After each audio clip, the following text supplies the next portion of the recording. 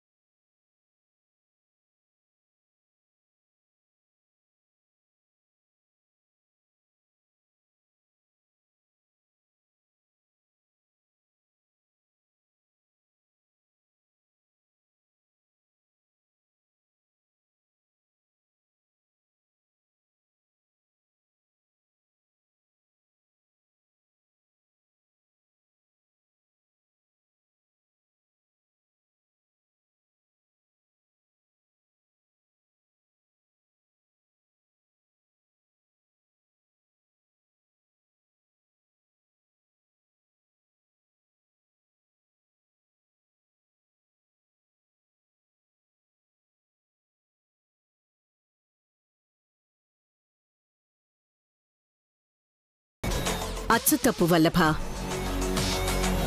వయసుకి మించిన భారాన్ని బాధ్యతను మీదేసుకునే నయనికి పసుపు కుంకుమలను కాపాడుకునే పరిస్థితొచ్చింది. బయటి వారెవరూ గుర్తుపట్టకూడదు అనుకున్నదో ఏమో, లేక షరతలా ఉందేమో. బాగుంది మమ్మీ, షష్టి పూర్తప్పుడు ఇలా ఉంటుందేమో మరదలు.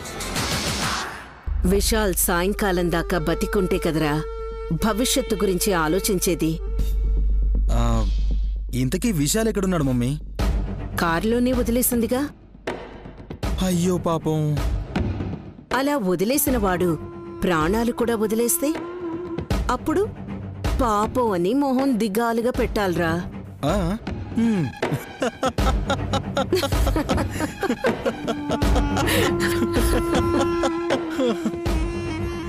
నవ్వుతున్నారా అమ్మా?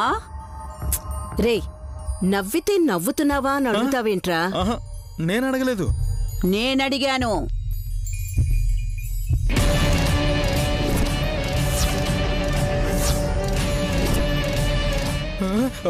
Mummy mummy mummy.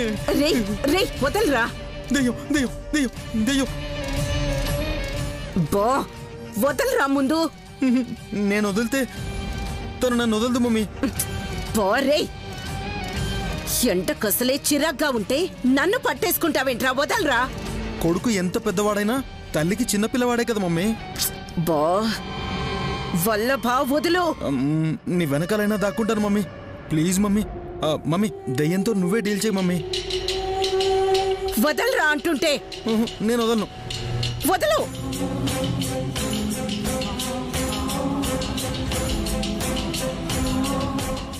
ఏమైంది మమ్మీ, సైలెంట్ అయిపోయావు?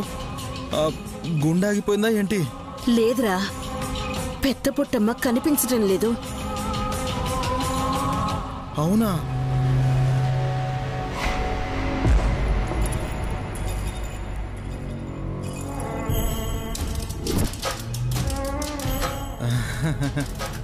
నిజమే మమ్మీ, లేదు.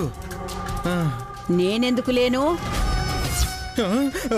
మమ్మీ వినపడింది. కనిపించిందా? అటు చూస్తే కాదు, ఇటు చూస్తే కనపడతాను.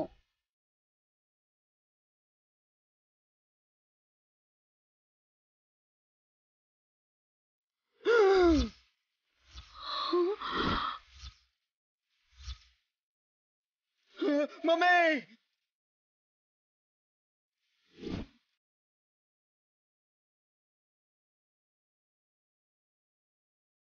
వల్లభ, రేయ్,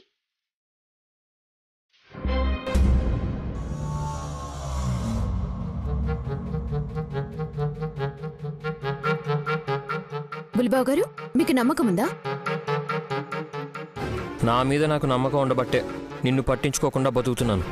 నేను అడుగుతుంది విశాల్ బావ గారి గురించి. సూటిగా చెప్పు. మా అక్క బావగారిని బతికించుకుంటుందన్న నమ్మకం మీకుందా? లేకపోతే అందరికన్నా ముందే బ్రోని హాస్పిటల్లో జాయిన్ చేసుండేవాణ్ణి. నాకు నమ్మకం లేదు. హాసిని వదిన ఇక్కడ లేదనుకోకు. వచ్చాను కానీ కొట్టను.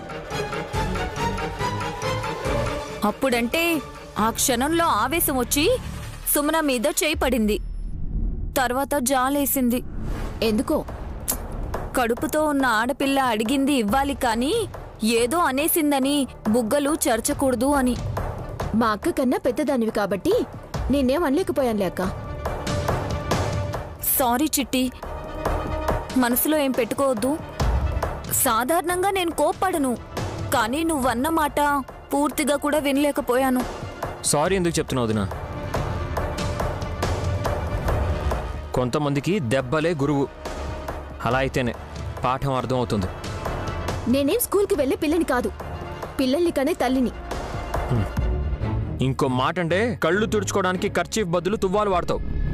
ఏమని దలుచుకున్నారో అనేయండి. ప్రాణం తీసేవాడికన్నా మానం తీసేవాడే ప్రమాదమంట. అబ్బా ఆపండి. ఏ టైంలో నెత్తిన తలంబ్రాలు పోసుకున్నారో గాని అప్పట్నుండి రోజు నిప్పులు పోసుకుంటున్నారు. ఒక్క రోజైనా సంతోషంగా నవ్వుతూ ఉన్నారా? నవ్వుకున్నాను పిచ్చి పట్టి. అదిగదిగో చూసావాక? అబ్బా చిట్టి, నువ్వు కొంచెం ఓపిగ్గా ఉండు. నీకేం తోచకపోతే పిల్లలతో ఆడుకో. నేను కన్న బిడ్డలతో తప్ప ఇంకెవరితోనూ ఆడుకోలేను.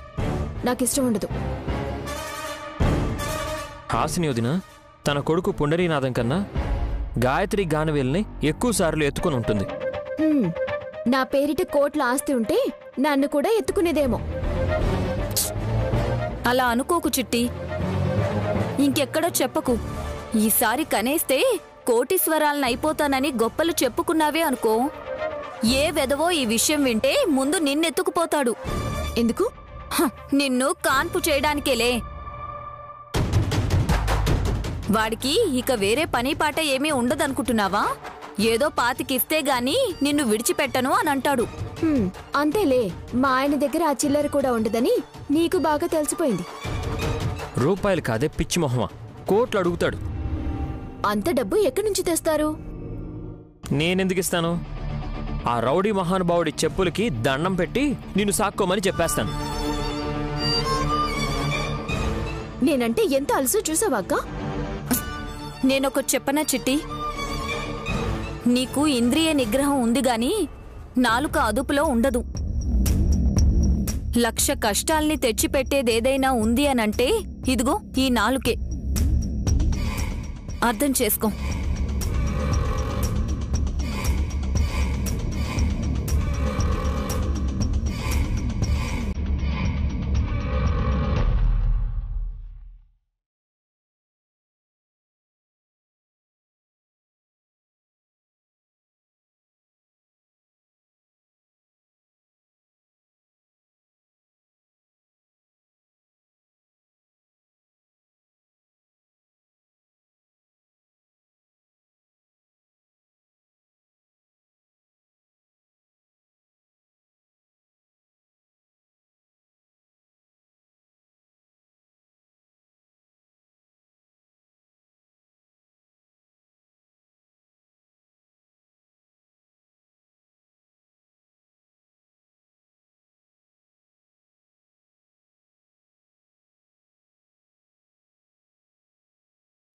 మొక్కుబడా అమ్మా?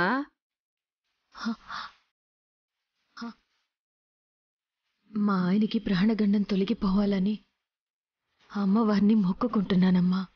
మీ ఆయనేడి? వారు కారులో ఉన్నారని చెప్తే అక్కడికి వెళ్ళి చూస్తుంది. నన్ను గుర్తుపట్టలేదు. సరే, బాబు గారిని గుర్తుపట్టినా జనాలందరికీ చెప్పేలా ఉంది. ఎక్కడున్నారు మీ వారు? మావారా ఇక్కడే ఉన్నారు, వస్తారు. సరే అమ్మా, నిష్టతో చెయ్యమ్మా, అంతా మంచే జరుగుతుంది. అలాగే అమ్మా.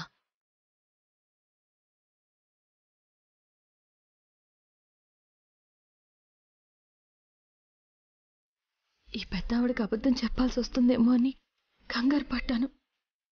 విశాలాక్షమ్మ తల్లి, నాకే ఎందుకమ్మా ఇన్ని పరీక్షలు పెడుతున్నావు?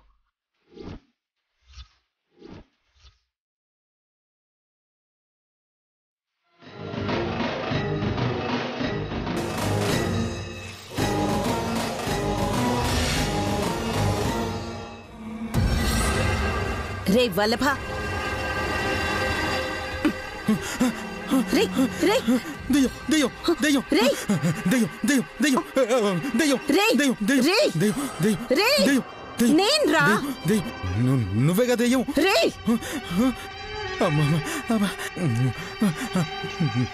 నువ్వు కూడా చూసావు దెయ్యాన్ని. రే, గుడి దగ్గరకొచ్చాం. అమ్మవారుండే చోట భక్తులుంటారు కానీ భూతాలుండవురా. మరి ఆ పెద్ద బొట్టమ్మ మనకు కనిపించింది కదా మమ్మీ. కొంపదీసి నైనీలా మనకు కూడా ఆత్మలు కనిపిస్తున్నాయి ఏంటి? ఏమో తెలీదురా. మన నైని దీక్షను భగ్నం చేయాలని వస్తే ఆ ఆత్మలు మనల్ని డిస్టర్బ్ చేస్తున్నాయి. ఏమైందిరా? ఒక్కోసారి ఆత్మలు మన చుట్టుపక్కలే ఉంటాయి మమ్మీ. వాటికి వినబడకుండా మాట్లాడుకోవాలి మనం. నీ మోహం, పద వెళ్దాం. ఏంటికా? నయ్యని దగ్గరికి రా. మనం వచ్చినట్టు తెలియకూడదు అన్నావు కదా మమ్మీ. ఇప్పుడు చెప్పేస్తావా ఏంటి? చెప్పను. మరి నువ్వు నోరు మూసుకొని పద. వస్తున్నావా? వస్తున్నా.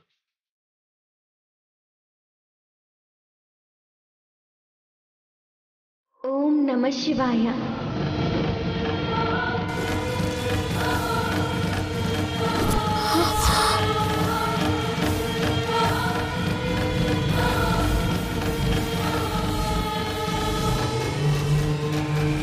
విశాలాక్షమ్మ తల్లి, ఇక్కడికి విశాలాక్షి వచ్చిందేంటి? నన్ను గుర్తుపట్టకుండా చూడు తల్లి.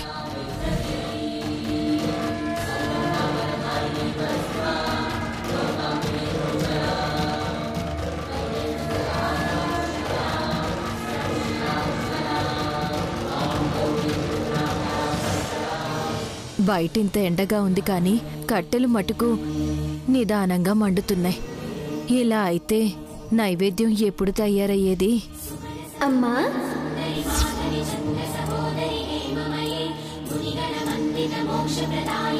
అమ్మా అని పిలుస్తున్నా వినపడినట్టే ఉన్నావేంటమ్మా? నిన్నేనమ్మా.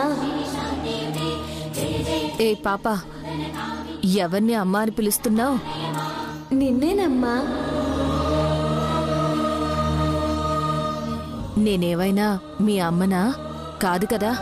పోనీ నన్నే మీ అమ్మ అనుకోవచ్చు కదా. విశాలాక్షిని ఎవరో పరాయి పిల్ల అన్నట్టు మాట్లాడుతుందండి మమ్మీ నైని. ఆ పిల్ల నైనిని గుర్తుపట్టకూడదని తన తాపత్రయం రా. ఓ ఐ సీ. ఇక్కడేం చేస్తున్నావమ్మా? నీకెందుకు పాప, గుడికొస్తే ఆ అమ్మవారికి దండం పెట్టుకుని నీ దారిని నువ్వు వెళ్ళిపో. ఏంటమ్మా అలా మాట్లాడుతున్నావు? నేను నీకు ఇంతకు ముందే పరిచయం లేనట్టు కసురుకుంటున్నావెందుకు? నువ్వు నాకు తెలీదు, నిన్నెప్పుడు చూడలేదు. అబద్ధాలాడకమ్మా, నువ్వు మా నయనమ్మవే కదా. కాదు కాదు, నైని ఎవరు? తనెవరో నాకు తెలీదు. ఆ పేరెప్పుడు నేను వినలేదు కూడా. చూసావా వల్లభ, నయని కంగారులో అబద్ధాలు చెప్పేస్తోంది. పాపం కదా మమ్మీ. గుడికొచ్చి నిష్టగా ఉండాలి. కానీ అనాథ పిల్ల వచ్చి భంగం కలిగిస్తోంది. ఎందుకమ్మా ఇలా వేషం వేసుకున్నావు? ఏయ్, నేనెందుకు వేషాలు వేస్తాను? ముందు వెళ్ళి ఇక్కడి నుంచి. అమ్మా, ఈ విశాలాక్షిని నువ్వు గుర్తుపట్టకుండా ఉన్నావా? నిన్నెవరూ గుర్తుపట్టకూడదని వేషం వేసుకుని వచ్చావు, కానీ నేను నాలానే ఉన్నాను కదా. విశాలాక్ష, నేనొచ్చింది దేవమ్మ గుడికి. నువ్వు ఎల్లమ్మ, పోచమ్మ, మైసమ్మ, విశాలాక్షి అని ఏవేవో పేర్లు చెప్పి నన్ను విసిగించకు. వెళ్ళు. నిజంగానే వెళ్ళిపోమంటున్నావా అమ్మా? హే, చెప్తుంటే నీకు కాదు, పోయి ఇక్కడి నుంచి. నాకు కనిపించకు.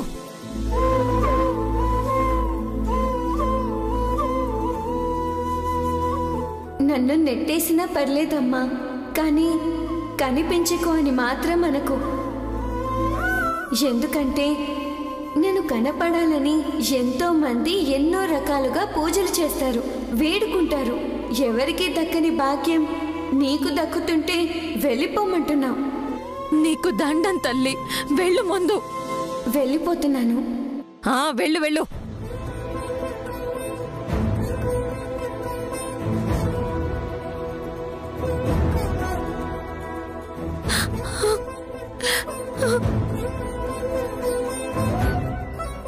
విశాలాక్షమ్మ తల్లి, చిన్న పిల్లని నెట్టేసినంత పని చేశాను. నన్ను గుర్తుపట్టిన తను బాబుగారి గురించి అడిగి కంగారులో అందరికీ చెప్పేస్తుందని నా భయం.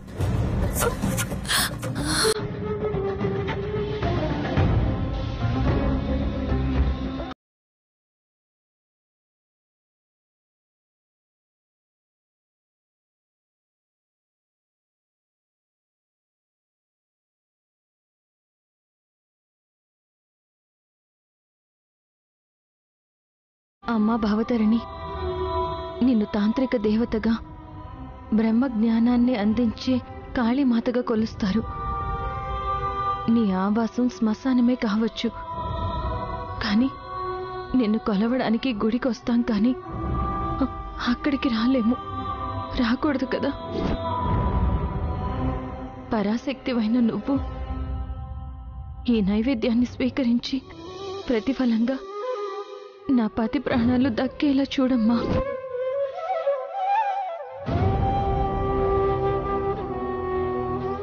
నయని, నువ్వు పెట్టిన నైవేద్యాన్ని అమ్మవారు స్వీకరించారు.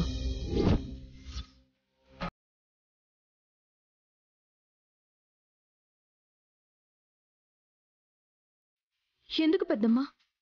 చెప్పాను కదా, ఎవరైనా కన్య ముత్తైదువు నైవేద్యాన్ని నేల భోజనం చేస్తేనే సిద్ధేశ్వరి ప్రసాదాన్ని స్వీకరిస్తుందని.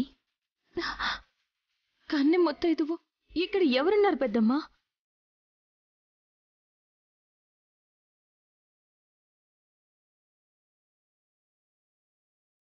ఇక్కడికొచ్చిన విశాలాక్షిని వెళ్ళిపోమని పంపించేశావు కదా నాయని.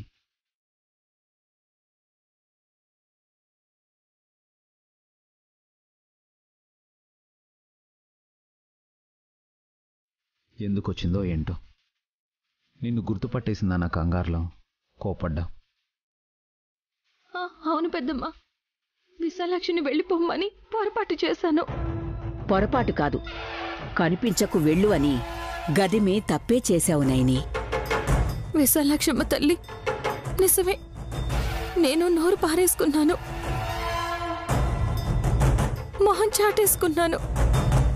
కన్నె ముత్తైదువు నేల భోజనం చేస్తే కాని ఫలితం లేనప్పుడు అలా ఎలా మాట్లాడాను నేను? నన్ను బతికించుకోవాలని నువ్వు నలిగిపోతున్నావు నైని. లేదు బాబుగారు, నా కంఠంలో ప్రాణం ఉండగా మీ ప్రాణాల్ని పోనివ్వను.